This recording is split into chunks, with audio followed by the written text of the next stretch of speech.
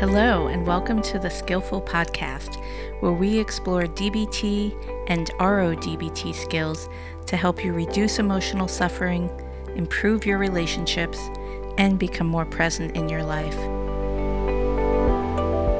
I'm your host, Mariel Berg, a psychotherapist at the Bay Area DBT and Couples Counseling Center.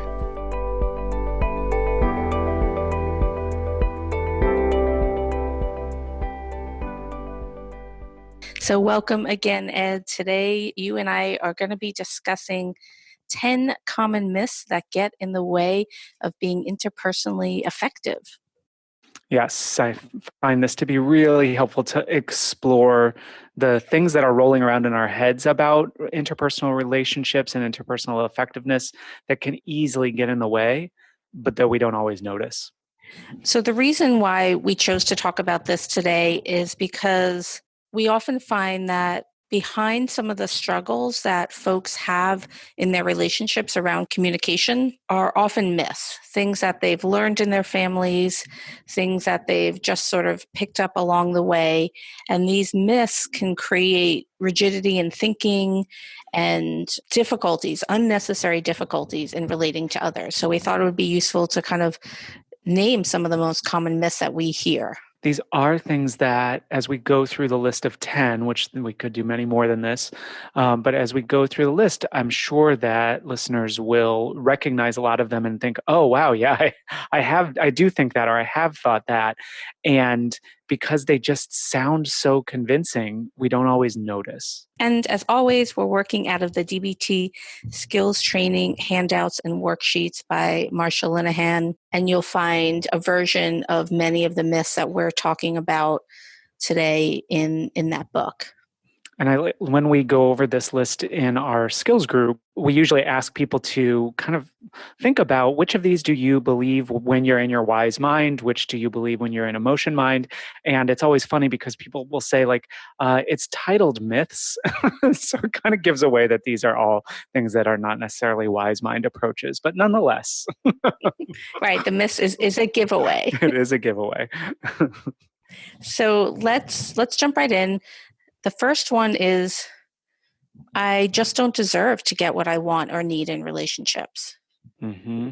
For this one, I think a lot about difficulties with self-worth and or receiving, that somehow there needs to be, you need to work really hard to be able to receive care or to have your needs met. And I think this is a theme with a lot of the 10 myths that we are going to talk about today and the other myths that people come up with.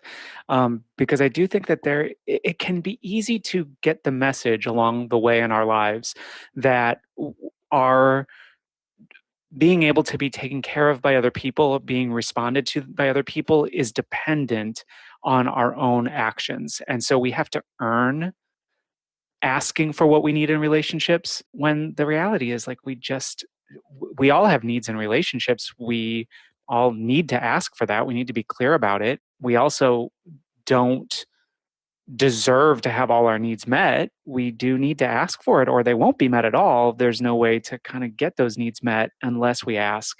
And if we preempt the asking by saying, oh, I haven't earned this, I don't deserve this, we're buying into that myth that we have to earn other people's care for us. Yeah, and I think under this myth, or for folks who believe this very strongly, there can be a sense of like there's something wrong with me, I'm just not a good person, like a deep sense of being flawed on a fundamental level. And that's very painful.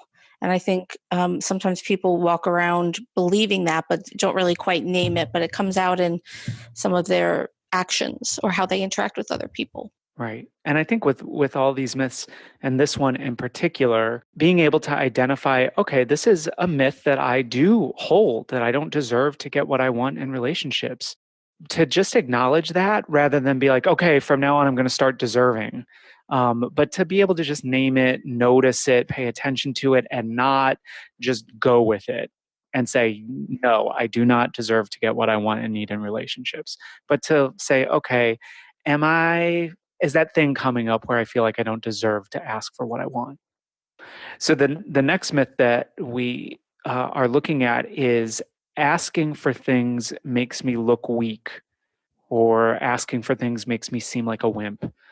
And I think this is one that I've definitely bought into at various times of needing to ask for things in relationships is needy. That's the judgment, that I'm being needy if I need to ask for things, if I want things in relationships. And I do think it gets back to that unexamined belief that needing things in relationships is somehow demanding too much.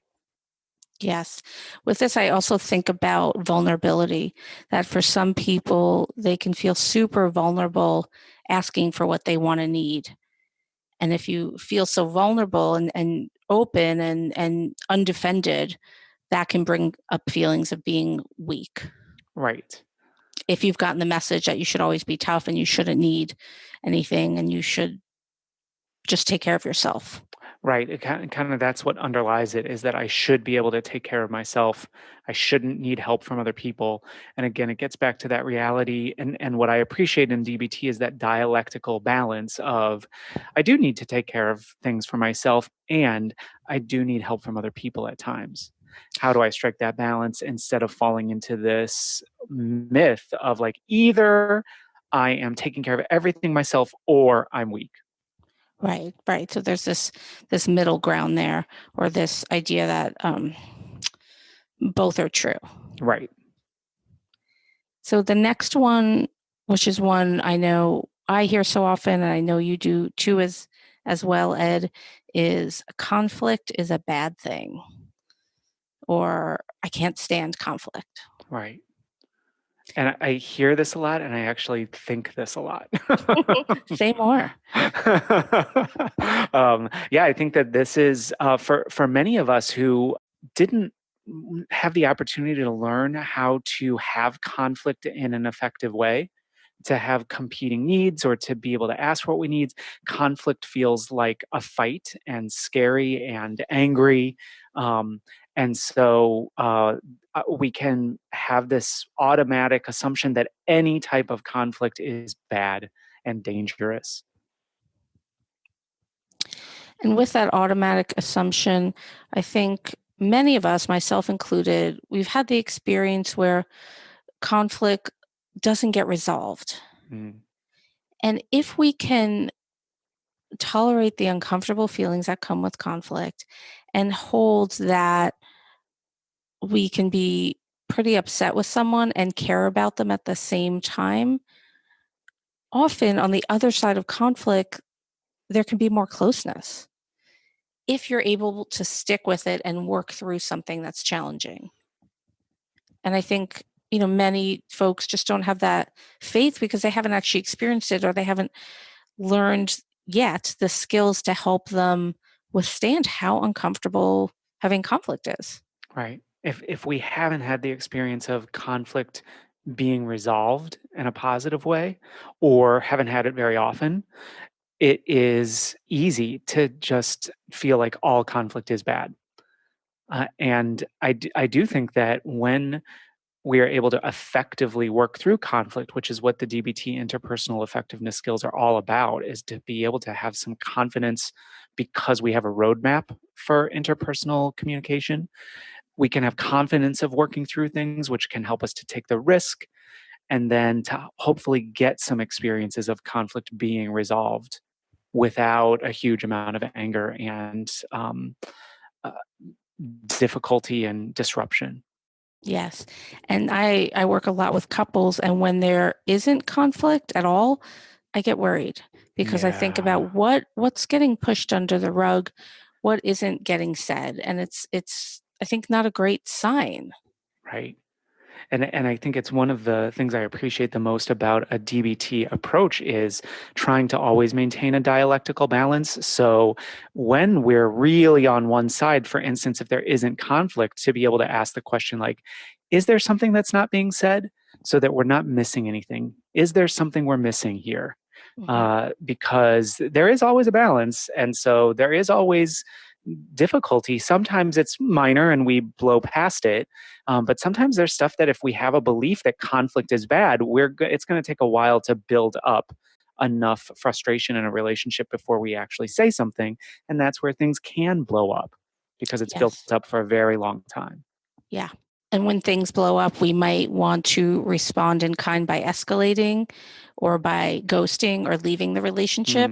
And so trying to find a middle ground and how to respond can be really tricky. And as we're talking about this, I'm thinking about a friend that I've had for many years where there was recent, and it hasn't been a conflictual relationship at all. And there recently was a very big conflict that in my mind, she instigated. Although probably in her mind, I did things that warranted her getting upset with me. Right. And I had to keep sort of soothing myself or using kind of self-soothing talk of saying, I've known this person for so many years. There's no way a real, and what I mean by that, like an authentic friendship can happen without any conflict. Like Right. I think we've just been lucky that that hasn't happened before. And Right. that doesn't mean that the friendship is ending or we've outgrown each other or, any of those kind of places where I felt like I was going. It means like we have something to work through and it's going to be hard. Right. And again, I think that the myth is that all conflict is bad. The reality is sometimes conflict can be helpful. Yes. And so if we can embrace it and practice some of our skills around interpersonal effectiveness, conflict can actually bring us closer to people that we really care about. Yeah. So the next myth, number 4 on our list of 10, is kind of similar. If I ask for something or say no to someone, I can't handle it if they get upset or angry with me. So there's, I think, in that an assumption that if I have to ask for something, then if people say no, or if I have to say no and they get upset, I can't handle it. It's going to be angry. It's going to be, a big blow up. And we can fall into that trap of assuming that asking for something is going to end in like a huge blow up and we're going to be very hurt by somebody saying no to us when we'll never know whether that person would be able to give us what we're asking for until we ask. So this assumption can really get in the way. Yeah. And then it is similar to the conflict is a bad thing. And I feel like this myth and the one we just talked about, meaning the conflict is a bad thing, and the one we're going to talk about next, or myth number 5, are all sort of variations on the same kind of theme of I can't handle conflict in relationships. They're just sort of a different flavor. Right. So if you're believing that if you ask for something or you say no to someone that you're not going to be able to handle their reaction, or if they get upset or angry with you, then think about what that's going to be like for you in relationships. You're only going to ask for things if you're certain that someone could give that to you. So you're not going to take risks in your relationship. You're not going to go out on a limb and maybe ask for something that might be challenging but is really important for you. And it's going to be really hard for you to have limits. Right. Because you're going to be worried if you say no that the other person is going to get upset or angry with you and you're not going to be able to handle it.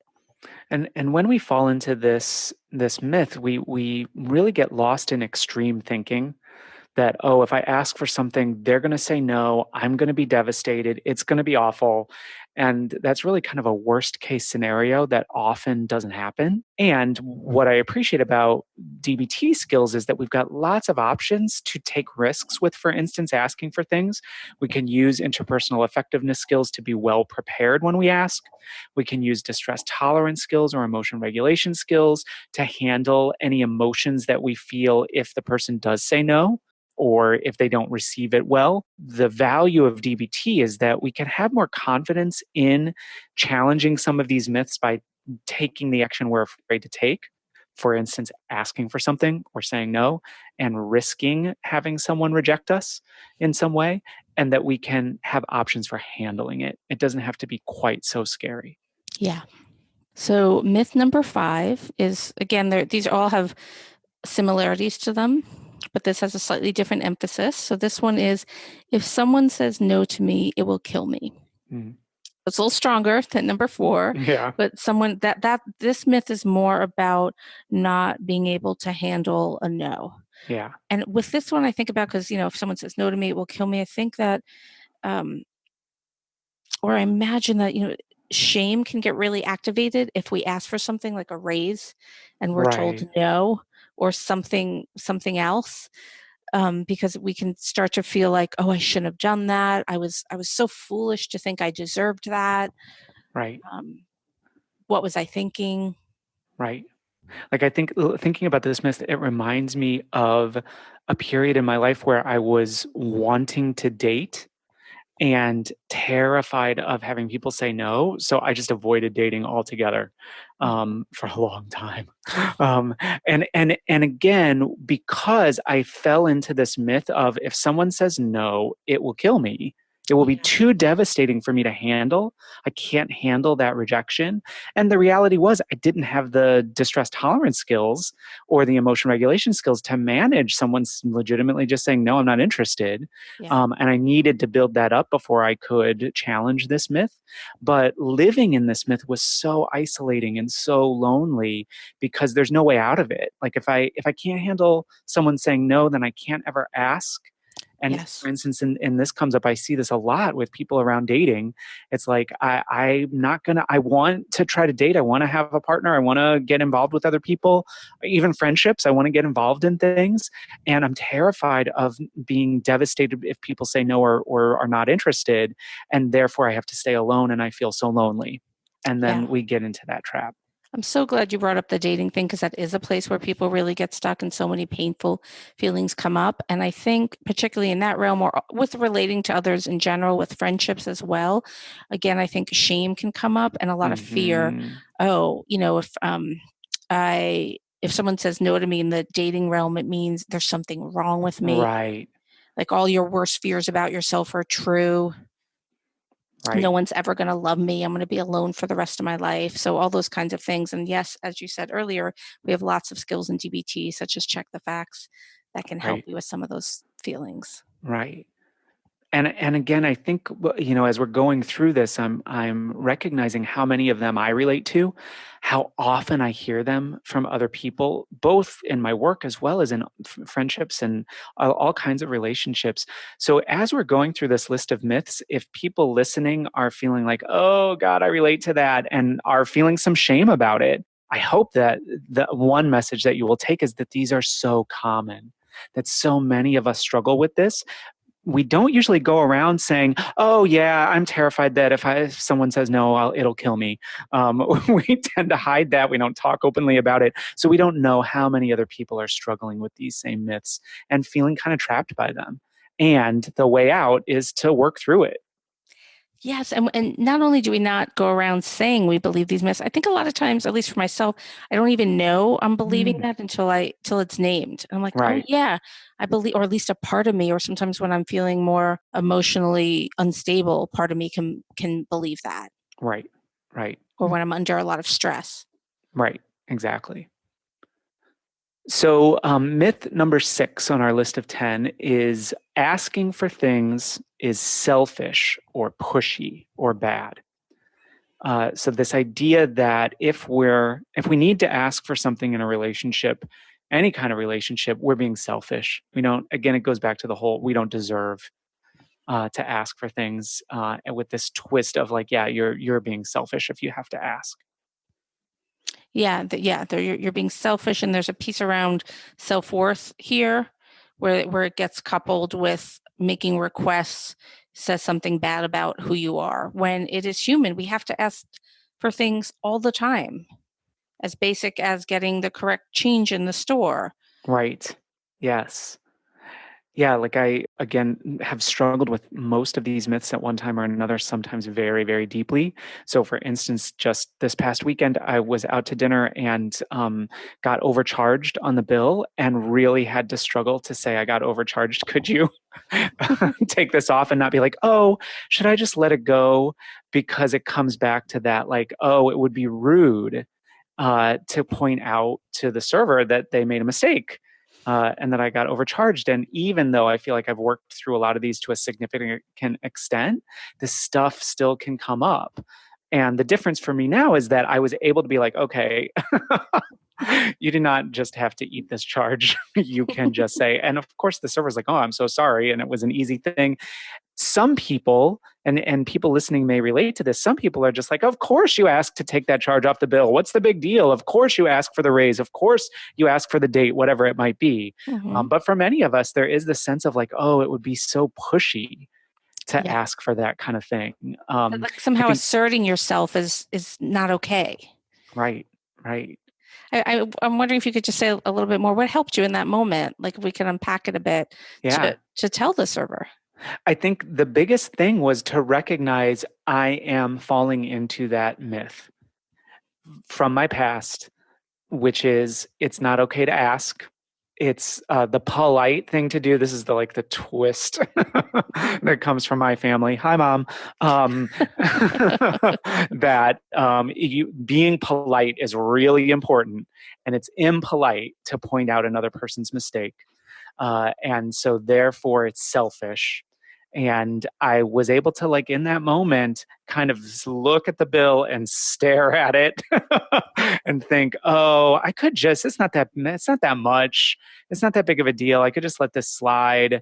Or, oh, I could take it out of the tip maybe. And I'm like, oh, and then I look like a jerk because I tipped low, right? So I was like, oh, okay. So here's my thing that's come up before, and I can ask. And so I did ask. The server was very responsive and it was resolved. And I kind of forgot about it until this moment. But what helped was having to do that so many times when it was even harder.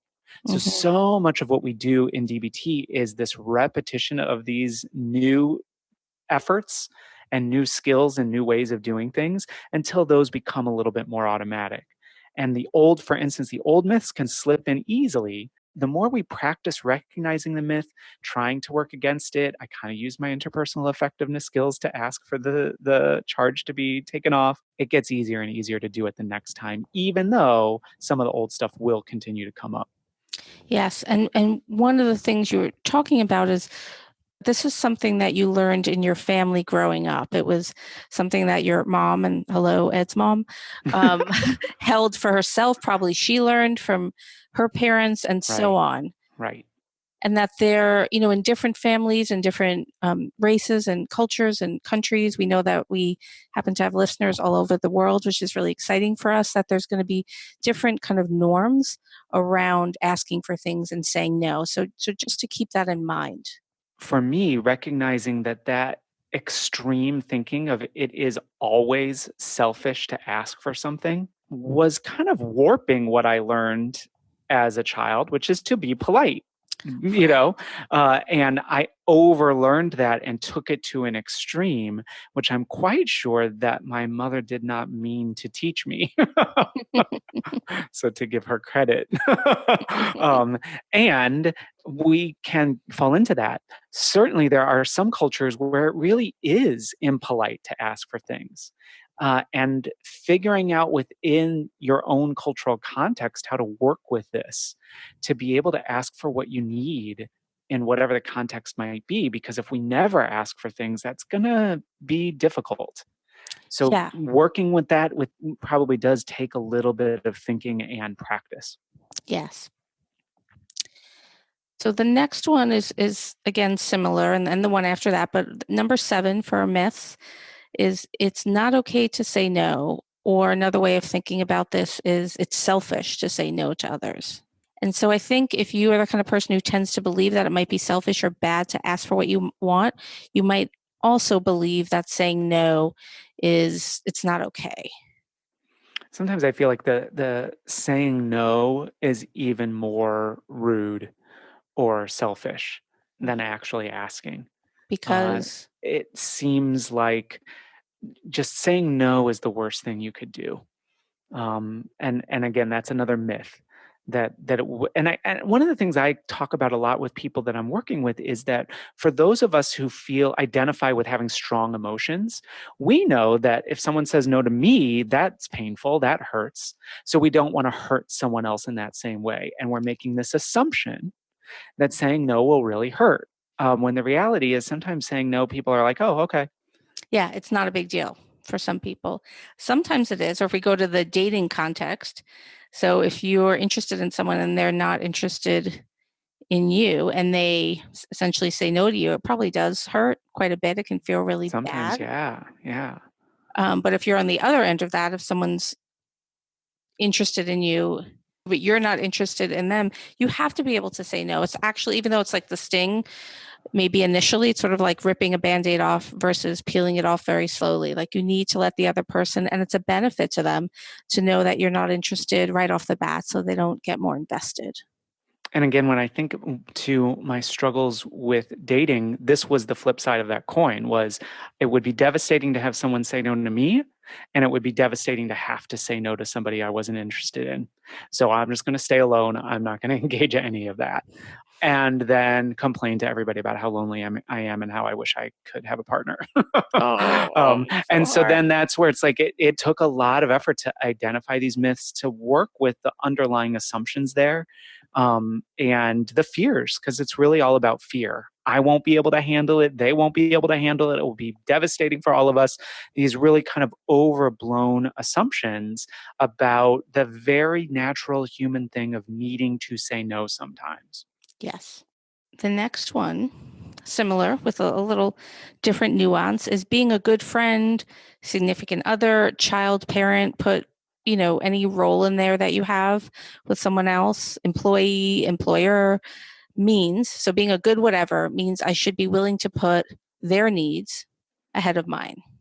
So this is in the vein of the one we were just talking about, where underlying this is an assumption that the way we care for others or the way that we are in relationship with others is putting other people's needs ahead of our own.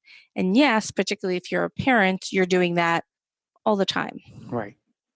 That being said, the analogy in the plane, which we have all heard probably a million times, Yeah. is you put your own mask on first. I don't know if a parent has ever actually put their own mask on first, like under that freak out situation. I hope no one listening is ever in that situation. Right. The instinct, I would imagine, would be to help your child first. But if you're not taking care of yourself or spending some time tending to your needs, particularly as a parent, it's going to be super hard to show up and parent the way you want to. And I think so many of these myths are based in this extreme of either or. So either I am taking care of someone else or I am taking care of myself. There can't be any balance between those. And the reality is that we do sometimes need to put other people's needs ahead of our own. Sometimes we need to put our own needs ahead of others. That it's a case by case basis, a relationship by relationship basis. I think about, for instance, parents and children. So often parents have to put their kids' needs ahead of their own for a long time, but then people age. And then children sometimes need to put their parents' needs ahead of their own as their parents get older. Yeah. And so there's always this balance of like, what's needed in this moment, what makes sense in this relationship right now, instead of these extreme assumptions of I'm only a good whatever if I'm taking care of someone else, or I'm only taking care of myself if I'm taking care of myself first. Yes. That we need to be looking for that balance. That's Yes. what's most helpful. Okay, so our ninth out of 10 myths about interpersonal relationships is I shouldn't have to ask. It's a sign of your love or caring to just know what I need ahead of time. And I hear this quite a bit, and sometimes it's really entrenched. Especially what I find is for those of us who identify as having strong emotions and a lot of empathy, and we understand people a lot, we often know what other people need. We're attentive to that. And so they should know that about us as well. And the should in there is a sign that this maybe we're getting into unhelpful territory, because it is so common for other people not to know what we need unless we actually say it. And it can be such a trap to be waiting for someone to guess what we need when they would be happy to give it to us if we just asked, but they don't know, they're not sure. Yes. And so this is where we can really get into trouble. Absolutely. And I think about this one and the next one we're going to talk about is related to mind reading and relationships, or like Hmm. wishing our significant other or the people closest to us could just read our minds. And I know I sometimes feel badly for my significant other because I know as a therapist, I am trying to attune to other people's needs all the time. And so I start to equate that with being a good person and being a caring person. And then when I come home, I really want that from my relationship. And no one can read my mind. I have to ask No. for what I want to need. I have to say Right. no. Right. And so this is one where I can get really, really stuck on. Right. Yeah, I think that this is a myth that we really need to challenge when we notice it coming up because it can be really destructive to relationships. Inherent in this myth is you should know what I want without me having to say it, which means you should also know that I'm holding this myth and expecting you to know what I want. And so the other person can't win. Yeah. And so that's where I think that there's a lot of work that we need to do on our own around a lot of these other myths as well to be able to like put our assumptions to the side, put our desires. It would be great if other people knew what we needed without us having to say it. That's not always the case. Some people are really skilled at reading what other people need, other people are not. They just don't have that skill. And we all know people who are think they're good at reading what people need and they're off. And it's like, no, I didn't Yes. actually ask for that. I don't need that. Please don't force that on me. And so that's where I think we often in our work around interpersonal effectiveness recognize that the most effective thing is to just identify what I need and specifically ask for it. And I'm glad you brought up the other side for folks, and I might fall into this camp where I think I'm anticipating what other people need when they might not actually, and that can be pushy and very presumptuous of me and Right. not actually attuned. I also think this one can be related to a very young place in us. And by young, I don't mean immature, but younger parts of us or younger parts of ourselves. Because when we're babies, ideally, we have a caregiver that's attuned. And, because we don't ask, Right. please change my diaper, please feed me, please burp Right. me, whatever. So we Right. are 100% reliant on our caretaker to just kind of figure it out. And this is a reality is that we all are walking around with all this history. And it is just part of being a human being that our earliest days, we are completely reliant on other people guessing what we need. And there's part of us that still relates to that. And as adults, we know people can't guess, right? Yeah. Some people are good at it, some people aren't.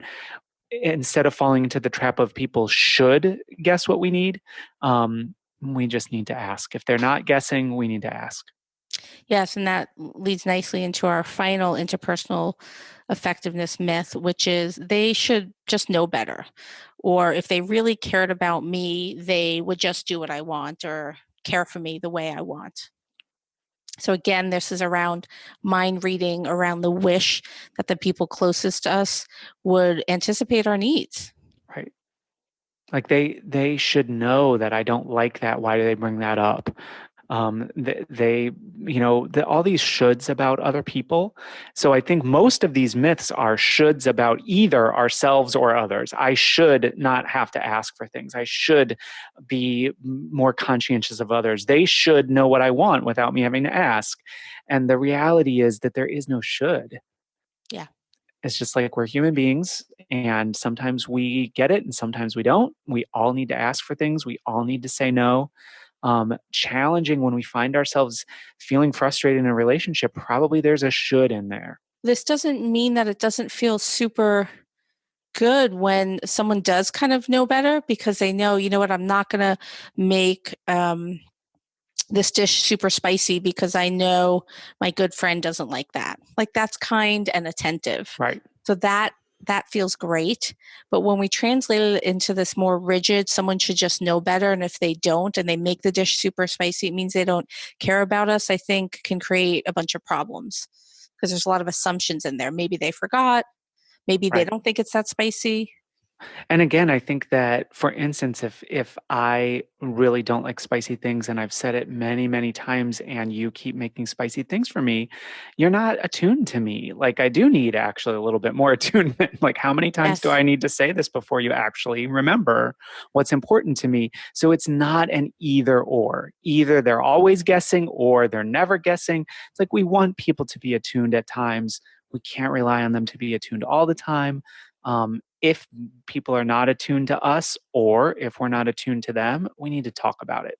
Right. And assess, how well the relationship is working and what might need to be shifted, if anything. Right. What are our options rather than getting stuck in this always like they should always know what I want. Yes. So before we end, let's read through all our 10 myths again. Do you want to take the first 5 and I'll do the last 5? So, number one, I just don't deserve to get what I want or need in relationships. Number two, asking for things makes me look weak or like a wimp. Number three, conflict is a bad thing. Number four, if I ask for something or say no to someone, I can't handle it if they get upset or angry with me. Number five, if someone says no to me, it will kill me. 6, asking for things is selfish or pushy or bad. Number 7, it's not okay to say no. Or another way of saying this one is it's selfish to say no to others. Number 8 is being a good friend, parent, child, spouse means I should be willing to put their needs or someone else's needs ahead of mine. Number 9 is I shouldn't have to ask for what I want or need, or it's a sign of someone else's love or caring if they just know, if they can read my mind. And number 10, related to number 9, is they should just know better. If so-and-so really cared about me, they wouldn't do that thing that upset me, or they would just do the thing I would want. So I would say, like think about these, notice them. I'm sure we all relate to some of them at times. And when we are able to notice them at play in our relationships, we can question them and maybe look at some other options besides just taking these as fact. Yes. Great. Thank you. Thanks for listening to today's episode. To learn more, or if you're in the Bay Area and want to get started with therapy, you can find us online at bayareadbtcc.com. That's bayareadbtcc.com.